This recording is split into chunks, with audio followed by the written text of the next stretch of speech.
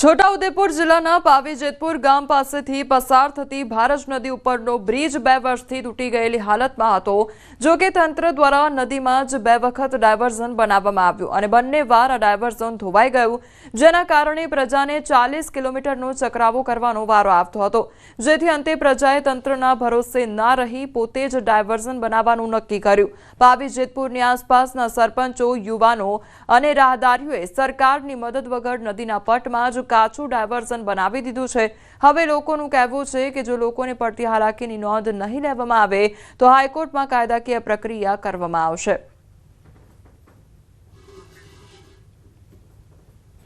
છેલ્લા 3 વર્ષથી આ તકલીફ પડે છે, જે આ 138 વિધાનસભામાં લાગે છે, જે અત્યાર સુધી 3 વર્ષમાં 1-2 વાર જોવા નહીં આવ્યા અને નહીં કોઈ પૂછતા, અને સરકારી તંત્ર અત્યાર સુધી કોઈ અમને 1 રૂપિયાની મદદ કરી નહીં।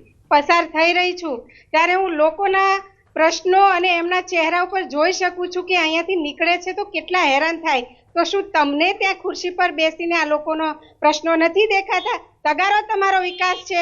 અહીંયા મહિલાઓ જો સગર્ભા હોય તો એને છેક પાવી જેતપુર રંગલી ચોકડી થઈને ત્યાં બોડેલી હોસ્પિટલ લઈ જવામાં આવે છે। જો પ્રશ્ન એક એવો આવે છે કે છેલ્લા ઘણા સમયથી સરકારી ડાયવર્ઝન નથી બનતું, એની પાછળના કારણો શું છે, એ કેમ કરવા માટે તૈયાર નહીં અને કેમ થતું નહીં, આ બધી વસ્તુનો જે પ્રશ્ન ખૂબ ગંભીર છે અને સરવાળે હેરાન જે થઈ રહી છે એ સમગ્ર રાજ્યના જે વડા છે, આપણા માનનીય મુખ્યમંત્રી શ્રી, એમની પ્રજા હેરાન થઈ રહી છે।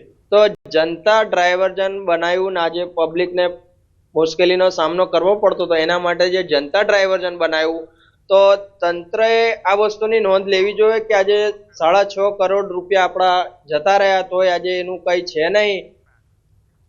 મહેસાણા જિલ્લાની નર્મદા કેનાલોમાં સિંચાઈનું પાણી ન છોડતા હવે ખેડૂતો હેરાન પરેશાન થઈ રહ્યા છે।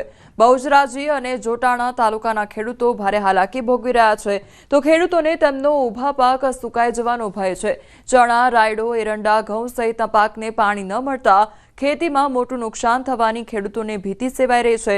પાણી ન છોડાતા કેનાલો સૂકી ભટ્ટ થઈ ગઈ છે, તો કેનાલોમાં વૃક્ષો ઉગેલા પણ જોવા મળી રહ્યા છે। 1 કલાક છોડે ને અહીંયા છોડે 1 કલાક આવીને બંધ થઈ જાય। એરંડા, કપાસ, ઘઉં, ચણા, તુવેર, રચકા, અન્ય પાક બધા સુકાય। અમારે સાહેબ પાણી આવતું નથી, કેનાલમાં અમારો પાક સુકાય છે। પાણી તો છોડવામાં એટલે વિનંતી છે। પાણી વગર ચણા છે, એરંડા છે, તુવેર છે, માલ સુકાય અમારો। આણંદ જિલ્લાના તારાપુર તાલુકામાં પડેલા કમોસમી વરસાદે ખેડૂતોની કમર તોડી નાખી છે। રાપુર તાલુકાના 40 ગામોના ખેડૂતોની આજીવિકાનું સાધન ડાંગરની ખેતી છે અને કમોસમી વરસાદે ડાંગરના પાકને બરબાદ કરી નાખ્યો છે। તારાપુર એપીએમસીમાં તારાપુર, પેટલાદ, સોજિત્રા, ખંભાત, માતર, ખેડા, ધોળકા, બાવળાથી રોજના 400 જેટલા ટ્રેક્ટર સાથે ખેડૂતો ડાંગરના વેચાણ માટે આવે છે, પરંતુ આ વર્ષે ડાંગરના ભાવ નબળા હોવાનું ખેડૂતો જણાવી રહ્યા છે। તો બીજી તરફ તારાપુર એપીએમસી સરકારે હજી ટેકાના ભાવ જાહેર કર્યા નથી। આ બંને મહત્વની બાબતો વચ્ચે તારાપુર એપીએમસીમાં ખેડૂત પીસાઈ રહ્યો છે।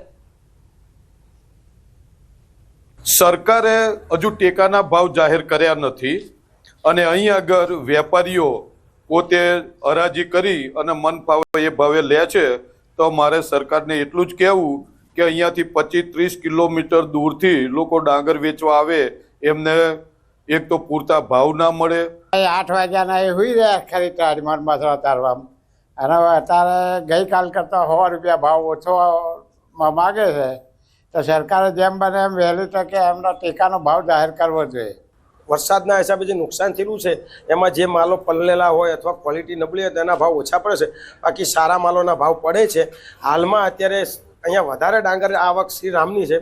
શ્રીરામમાં નીચામાં નીચા ભાવ 500 પડે છે અને ઉપર 640 સુધી પડે છે। સરકારશ્રીનો આ નીતિ વિષયક નિર્ણય છે, હવે એ જ્યારે સરકારશ્રી જાહેર કરશે ત્યારે થશે, પણ અત્યારે તો હાલ કારણ કે આ માવઠું થયું એના હિસાબે માલ પણ ખૂબ ખરાબ ક્વોલિટી પલળી ગયો હોય, તે છતાંય ખેડૂતોને ખૂબ સારા પ્રમાણમાં સારા ભાવ મળી રહ્યા। દિલ્હી બ્લાસ્ટ કેસમાં તપાસ એજન્સીને મળ્યો વધુ એક સીસીટીવી. હરિયાણાના નું વિસ્તારમાં ટોલ નજીક I-20 કારના સીસીટીવી સામે આવ્યા છે. તો બ્લાસ્ટ પહેલા ઉમર નુમાં હિદાયત કોલોનીમાં ભાડે રૂમ લઈને રહી રહ્યો હતો. સીસીટીવીમાં દેખાય છે કે ઉમરની I-20 કાર ATM પાસે ઊભી રહે છે. તેમાંથી એક વ્યક્તિ ઉતરીને ચાલીને જાય છે અને ઉમર ગાડીને ટોલ તરફ લઈ જાય છે. તો યુનિવર્સિટીના ઇલેક્ટ્રિશિયન શોએબની સાડીના ઘરે ઉમર રોકાયો હતો. કારમાંથી ઉતરનાર વ્યક્તિ શોએબ છે કે અન્ય કોઈ, તેની પણ તપાસ હાથ ધરવામાં આવી રહી છે. તો તપાસ એજન્સીઓએ દિલ્હી બ્લાસ્ટ કેસમાં ફિરોઝપુર ઝીરકા વિસ્તારનો એક સીસીટીવી ફૂટેજ મેળવ્યો છે, જેમાં એક I-20 કારમાં એક વ્યક્તિ નજરે પડે છે. આ વ્યક્તિ ફૂટેજમાં દેખાય છે, જેની એજન્સીઓ શોધ કરી રહી છે. એવું માનવામાં આવે છે કે તે આ જગ્યાએ ઉમરની સાથે હતો. આ વ્યક્તિ કાર ઊભી રહેતા જ તેમાંથી ઉતરી ગયો હતો અને ત્યારથી તે ફરાર છે તેવું કહેવામાં આવી રહ્યું છે.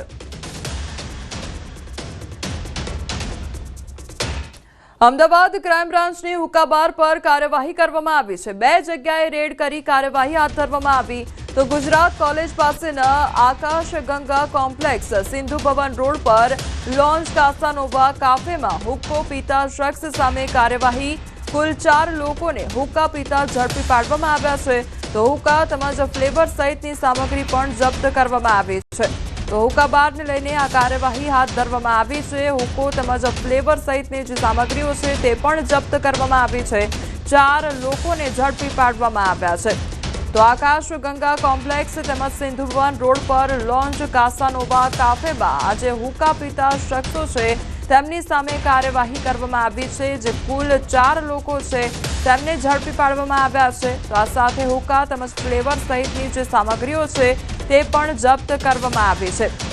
તો ક્રાઇમ બ્રાન્ચ દ્વારા આજે રેડ છે તે પાડવામાં આવી હતી. હુક્કા બાર પર કાર્યવાહી કરવામાં આવી. 2 જગ્યાએ રેડ પાડવામાં આવી હતી, જેમાં ગુજરાત કોલેજ પાસેના જે આકાશ ગંગા કોમ્પ્લેક્સ છે તેમાં રેડ પાડવામાં આવી હતી. આ સાથે અન્ય સ્થળ જે સિંધુ ભવન રોડ પર લોન્જ કાસાનોવા કાફે છે ત્યાં પણ રેડ પાડવામાં આવી હતી.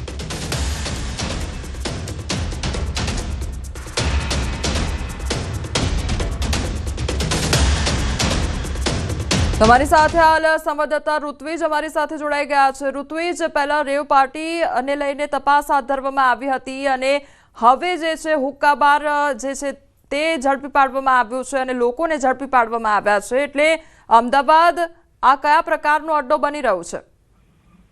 જી કોમલ, વાત કરીએ તો છેલ્લા કેટલાય સમયથી અમદાવાદ ક્રાઇમ બ્રાન્ચ સહિતની જે એજન્સીઓ અને સ્થાનિક પોલીસ છે તે જે અસામાજિક પ્રવૃત્તિઓ થઈ રહી છે ત્યાં વારંવાર આ પ્રકારની કાર્યવાહી કરવામાં આવી રહી છે.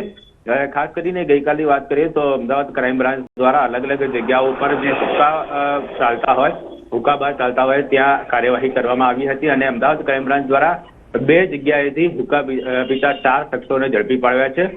તેમની પાસેથી કેટલાક હુક્કા પણ જપ્ત કરવામાં આવ્યા છે. ઉપરાંત ફ્લેવર પણ જપ્ત કરવામાં આવી છે અને આ જે ફ્લેવર છે તેને FSLમાં મોકલવાની કામગીરી છે તે અમદાવાદ ક્રાઇમ બ્રાન્ચ દ્વારા કરવામાં આવી છે.